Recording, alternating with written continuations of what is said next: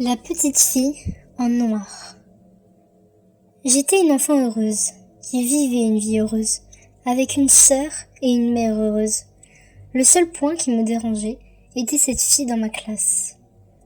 Quand je repense à elle, ou plutôt à cette chose, j'en ai des frissons et je n'arrive plus à dormir la nuit. Je n'avais jamais entendu une seule phrase sortir de sa bouche.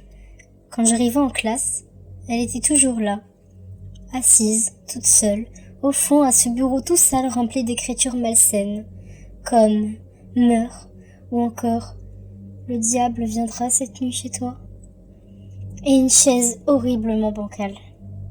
Personne ne faisait attention à elle, pas même le professeur, ce qui me surprit grandement. Personne ne connaissait ni son nom, ni qui elle était.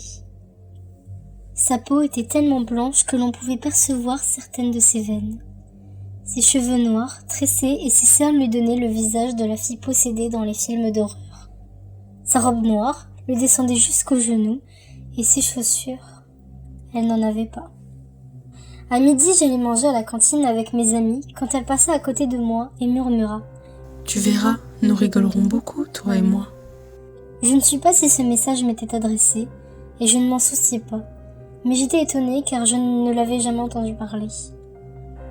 Nous étions un samedi après-midi, je faisais mes devoirs quand j'entendis frapper 3 coups à la porte d'entrée. J'ouvris et laissai aussitôt échapper un petit cri de terreur.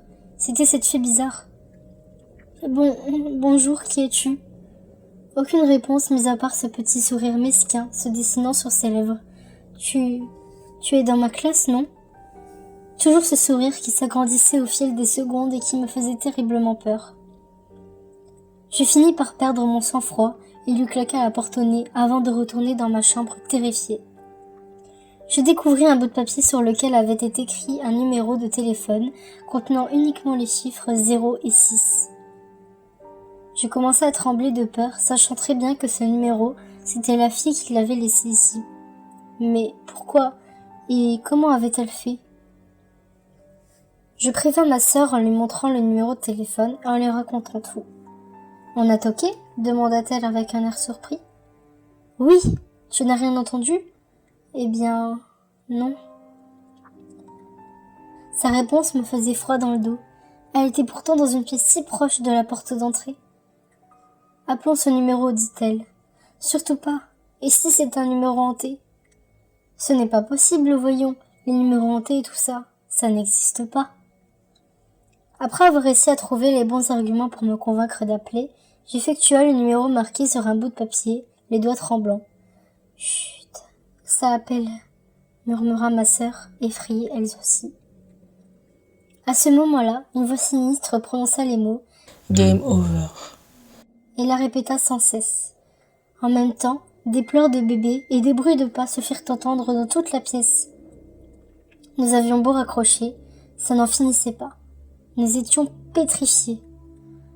Soudain, notre mère arriva, en marchant bizarrement, et s'arrêta à la porte, un long couteau à la main, et, en nous observant, commença à se mutiler encore et encore, jusqu'à s'arracher les cheveux, se crever les yeux, se couper les doigts en criant « Non, arrête, ne fais pas ça, je t'en supplie !»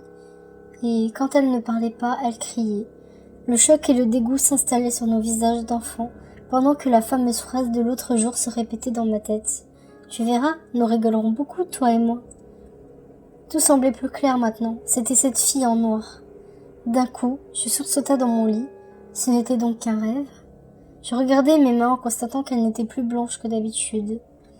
La maison était vide, mais ce n'était pas ma maison. Je me rendis le plus vite possible à l'école dans l'espoir de retrouver cette fillette, mais sur le chemin, je vis une personne me ressemblant étrangement. Je m'approcha d'elle et me rendis compte que c'était moi.